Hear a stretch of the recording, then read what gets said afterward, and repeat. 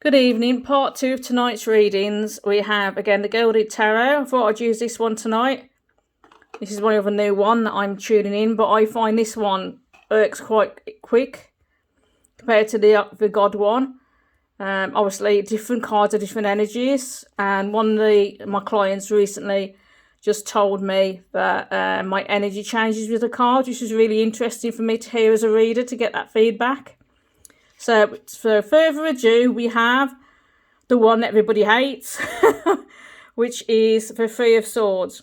So the Three of Swords is basically a card of despair. It's anything that can go wrong has gone wrong. Feels like it. That was definitely right for me. I've had 2 days of nightmare paperwork and everything else going, pardon the pun, tits up. And this is basically, this represents this. It is to do as well with the alignment. So energies are being forced to transform, the same as the world is being forced to transform.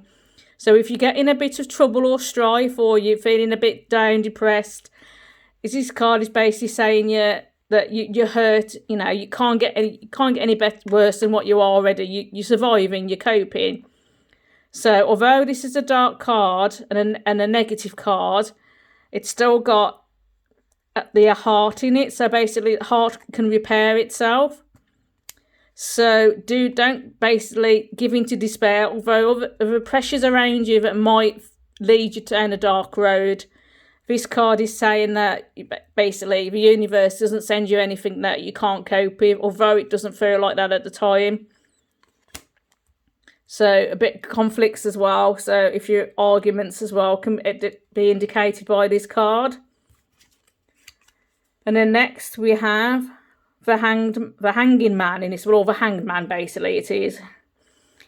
So this is basically saying that whatever is causing the strife, it's something to do with how dedicated you were to it, your commitment to issues in the past. So if you've been a bit lapsy-daisy, or if other people have taken on responsibilities and haven't fulfilled things their end, now you're going to reap the negative sides of that.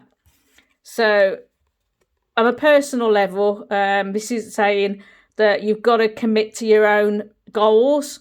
You've got to sacrifice something. To gain anything, you have to sacrifice either your time, your energy, your finances. Everything is an exchange. And the Hanged Man is a card that asks you to judge and decide whether the commitment balances and overrides the effort you put into it. Is that making any sense? And we're trying to put it in a different way. So it's a bit like someone who's on a spiritual journey. If you make the effort to meditate, to tune in, to ground yourself, to do research, you'll reap the rewards. But all that asks for commitment and time. Same as if it's in the work situation that you're having issues with or difficulties, which is why the heart's there. Which is saying that are you committed to the job you're in, or is it a job that you just do to pay the bills? If your heart's not in it, you won't get a brilliant outcome, because you're only doing the bare minimum, because it's not something that you were destined to do. So it's all about commitment, dedication, and what it is you're willing to sacrifice to succeed, to get out of the negative that's around you at the moment. And then lastly, we have the Eight of Pentacles. Now, the Eight of Pentacles asks you to basically show the world your skills, what you can do. As you see, he's here painting these like special coins, I suppose you'd call them, as the pentacles. He's unlocked by a little dormouse. He's working at night, so it's hard work. Hard work is needed to succeed, to learn your craft and to move forward. But on the bottom of the card, if I zoom in a bit more, we have all these books of knowledge and learning, and there's a spider web on it, and there's a little spider there. I know it's quite a minute detail, because these are quite small cards, so I'm trying to zoom in as much as I can. So I hope you can see the spider there. So this indicates as well that it took a long time to get to the point of where you are, whether that's your security financially, whether that's security with your own skin, whether that's your career. But it's also saying now is the time. You've mastered this. It's time now to look for new challenges. You've learned what you can only go so far in what you are in now. It's time to think of something new and to basically, because he's got cobwebs on his work as well. So although he's done beautiful craft work, he hasn't actually sold his wares. So it's basically going like a dormouse. He's storing his fruits of his labours, his craft. He hasn't shown the world what he can do. So if that reflects with you, if you've had lack of confidence to actually follow your dreams or to start a new project or to ask a boss or a manager an idea because there's fear there, this is saying you've got the skills, you've learnt your skills base, you know what you're doing, and you need to actually move on and have a new challenge. Yes, you could quite happily keep creating the same medallions, discs, coins, whatever you actually perceive these to be. I see them as like medallion coins sort of thing, like one-off specials. But he's basically done loads, so he can do it with his eyes closed. That's why he's doing it at night. So if you're in a position in life, not just career-wise, but maybe it's a relationship that is not working for you, just going through the motions. Thank you, Spirit, that's a bit better. I have to wait for them to warm up occasionally. Or me. I'm not sure which way around it is. It's time for you to look at where is it you're going.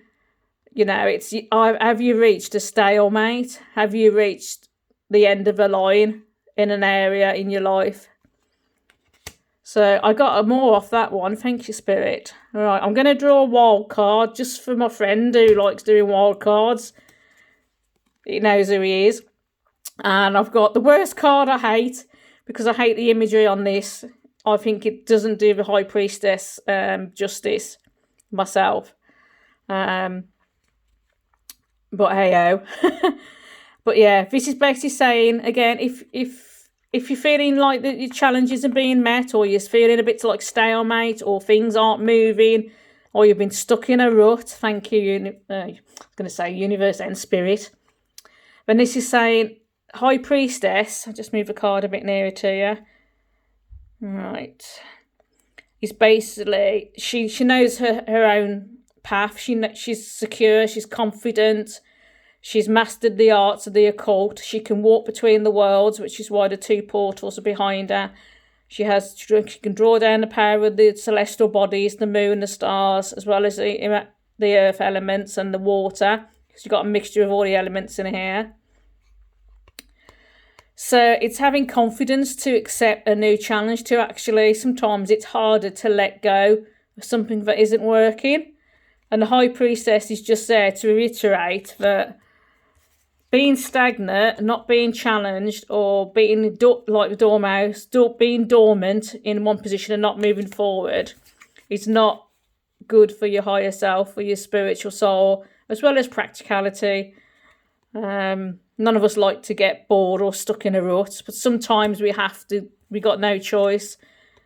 But the High Priest is just saying trust in yourself, seek guidance if you're unsure from others of the goal that you're thinking of working in, or the new challenge that you're thinking of taking on, or a new project, or even a new relationship. If you're thinking of leaving one and setting up on your own, or setting up even with somebody else, even, who knows? But it's just saying, listen to your inner voice, listen to that part of yourself that actually knows you need to let something go, that something is no longer working for you. It's done what it meant to do, and now's the time to find a new avenue. So I can't say any clearer than that. I keep getting them saying, that's enough, you've told them enough. So, yeah, there you go. Have a good evening.